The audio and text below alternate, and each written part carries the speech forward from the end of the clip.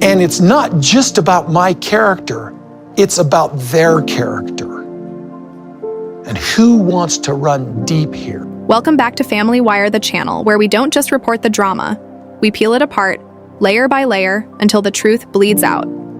If you're new here, hit that subscribe button right now, because trust me, what I'm about to reveal will shake your entire view of the Brown family. And for my loyal Family Wire, buckle up, because tonight we are pulling the curtain back on the most shocking makeover in reality television history. A makeover so expensive, so calculated, and so downright fake that fans everywhere are calling it the most spectacular backfire TLC has ever seen. Let me set the stage. For over a decade, Kody Brown has strutted across our screens, curly locks bouncing, ego inflated, emotions as fragile as a paper napkin in a thunderstorm. We've watched him dismiss Christine's tears with that infamous, "Suck it up, buttercup." We've seen him twist loyalty into a weapon, pit wives against each other, and dodge accountability like it's his favorite Olympic sport. But suddenly, we're watching a new Kody. A Kody who speaks softly, a Kody who nods solemnly when confronted, a Kody who even takes responsibility. Excuse me? Since when does Kody Brown own up to anything? Since when does the Psyker man who abandoned 3 wives in the dust decide he's the picture of accountability? Fans aren't buying it. Reddit isn't buying it. Facebook isn't buying it. Even casual viewers who barely pay attention are sitting up and asking the same question. Who is this man? And where did the real Kody go? Here's the twist. Sources close to production say this transformation isn't organic. It isn't genuine. This is no midlife epiphany or spiritual awakening. This is a PR operation, a full-scale, high-dollar, professional rehabilitation campaign. Kody Brown, the man fans once called the most hated husband on television, may have hired a crisis management team to rebuild his reputation from the ground up. And if that's true, then what we're witnessing isn't growth, it's strategy. It's spin. It's a carefully choreographed show designed to trick millions into believing the unthinkable. That Kody Brown, after years of manipulation, neglect, and ego trips, is finally a changed man. But here's the kicker. Fans see right through it.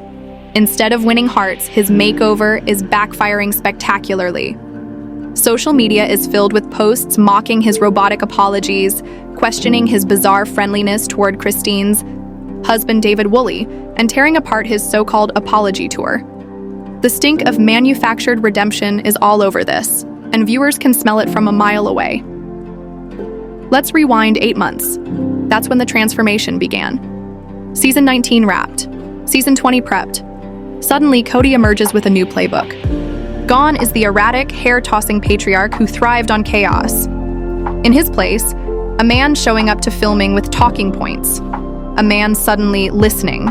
A man posing for carefully staged interactions with his estranged family. Doesn't it feel too perfect? Too scripted? That's because allegedly it is. Multiple insiders claim Kody didn't just decide to change. He invested in professionals, image doctors, PR strategists, crisis fixers, the type of people Hollywood calls when stars spiral into scandal. These aren't therapists. They don't heal the soul. They manage perception. Their job is to take a toxic brand and make it palatable again. And Kody Brown, my friends, is nothing if not a toxic brand. Think about it. Sister Wives isn't just a show anymore. It's a franchise. Kody Brown isn't just a husband or father. He's a brand. And when that brand became so poisoned that fans were begging TLC to cut him loose, something had to give. Cue the crisis managers, cue the publicists, cue the one-mummer makeover machine. And how do you rehab a reality TV villain? Easy.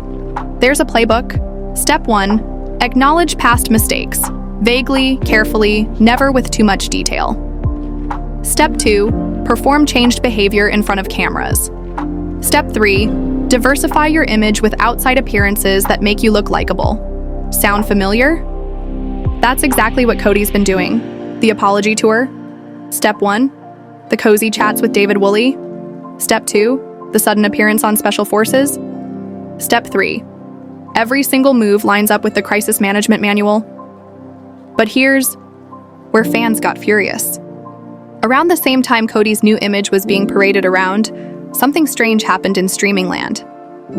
Dedicated viewers logging into HBO Max suddenly noticed that seasons 2 through 4 of Sister Wives vanished. Poof, gone. Just like that. And guess what those seasons contained? Kody at his absolute worst. The Vegas chaos, the favoritism toward Robin, the financial disasters, the blatant manipulation, all wiped out like a digital eraser had scrubbed his history clean. Coincidence? Or the smoking gun? Fans aren't buying coincidence. They're screaming censorship, cover-up, and coordinated damage control.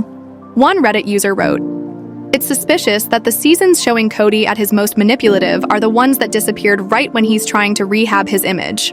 Another said, "This feels like rewriting history in real time."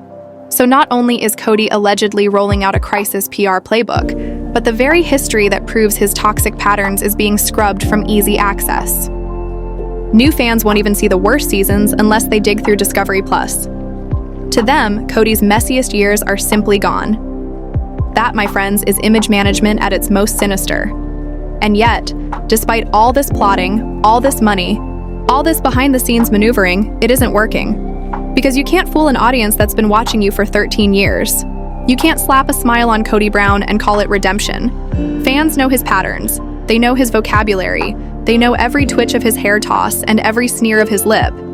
And when he suddenly starts talking like a polished politician, instead of the impulsive patriarch we've always known, the red flags scream louder than ever. So here's where we stand. Kody Brown may have spent a fortune hiring a crisis team, scrubbing his history, and staging heart-to-heart moments that make him look human. But instead of saving his reputation, the plan is collapsing around him. The harder he tries to look like the victim, the faker he looks. The more carefully he smiles, the more fans see the strings being pulled. And this, Glow Gossipers, is only the beginning. Because if you think the HBO Max erasure and the apology tour were shocking, wait until you hear what production insiders claim is really happening behind the cameras of season 20. What's coming next is darker, deeper, and more manipulative than anyone imagined. Stay with me, because in part 2, we're exposing the exact strategies this alleged crisis team is using to rewrite Kody's image, from monitoring Reddit threads like political campaign managers to manufacturing storylines that mirror fan complaints, to even dangling the possibility of a new wife just to spark sympathy and save the show. The truth is uglier than you think. And the backfire? Oh, it's just getting started. Crisis management isn't magic, it's choreography. It starts in a quiet conference room with a whiteboard and ends months later on your TV, looking natural.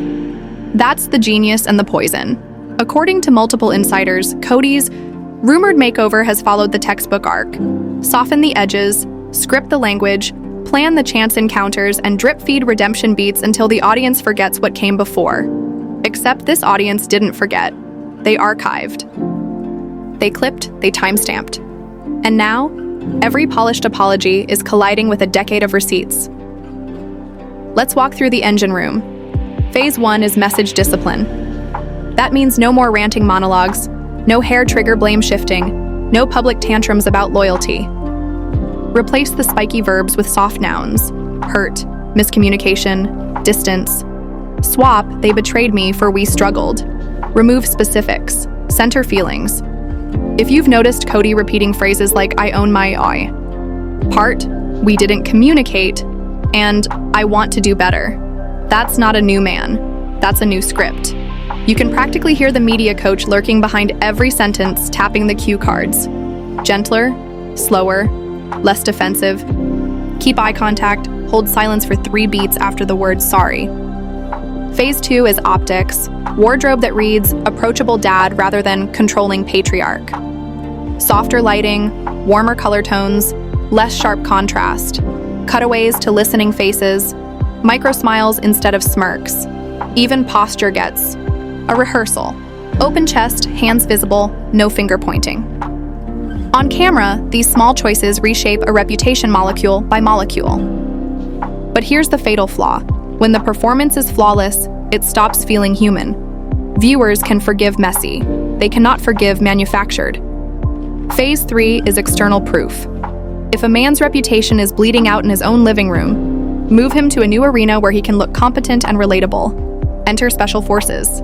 Strip away the plural marriage baggage, drop him into physical challenges, give him a cohesive team, and hope he looks brave under pressure. It's a classic diversion tactic. Change the context to change the character. If the edit hits right, 1. Moment of vulnerability here. 1. I won't quit there. Suddenly the man viewers called manipulative now looks perseverant. It's not accidental. It's reputation laundered through obstacle courses. But the most sophisticated lever is the social media pipeline. Imagine a war room wall covered in Reddit threads, Facebook group screenshots, and TikTok comment heat maps. The alleged playbook reads like a campaign. Identify top criticisms, turn them into filming opportunities, then answer them with staged resolutions. Fans say, "He never apologizes?" Cue the apology tour, with beats so clean you can feel the edits between each "I'm sorry" and "I hear you." Fans ask, how will he treat David Woolley? Roll camera on a civil conversation with the man who represents everything Kody wasn't for Christine. Fans speculate. Would he ever seek a new wife? Watch as the mere talk of a fourth wife storyline surfaces at the exact moment sympathy is needed most. A baited hook cast into the discourse to test whether redemption might trend. Here's what insiders describe when you zoom into the timeline. 8 months back, after season 19 locked and season 20 pre-pro quietly spun up, the vocabulary changed first. Suddenly, the guy who once steamrolled producers started arriving with talking points. He would stay on message, loop back to rehearsed lines, and exit conversations without combusting. Crew who'd learned to brace for impact now watched him absorb notes like a corporate spokesperson. The chaos quotient dropped. The polish rose. That alone tells a story. People don't transform their conversational DNA overnight. They rehearse. They repeat. They get coached. Then came the strategic scenes, moments that look organic but land with suspicious precision. A measured sit-down with someone he's hurt. A calm exchange with David Woolley. Exchanges that advance 2 goals at once. Rehabilitate Kody's image while giving editors clean narrative beats for season 20. None of it feels accidental because none of it needs to be. When production runs this long, they can course correct. In real time. If Reddit spikes over fake remorse, expect a segment where the remorse sounds less press released. If Facebook roasts the victim framing, expect a scene where he explicitly rejects victimhood. It's not reactive storytelling, it's sentiment arbitrage. Now add the streaming fog. Longtime fans noticed how certain early seasons, where the worst patterns were loudest, became harder to access on specific platforms. Whether that's contracts, licensing, or housekeeping, the effect is the same. The most damning context blurs. New viewers don't trip over the rawest receipts. Veteran viewers have to hunt. In reputation work, obscurity is a tool. If you can't erase, you can reposition. If you can't reposition, you can bury in friction. You don't have to silence history. You just have to slow it. Meanwhile, the alleged fourth wife arc slinks into frame. On paper, it's perfect crisis math. If audiences believe 3 wives fled a man unfit for plural marriage, the implication of someone new signals viability. Desire remains. Options remain. The narrative pivots from he failed to he's rebuilding. And that's why the storyline plays like a hall of mirrors. Even the discussion of courting serves the PR objective, regardless of outcome.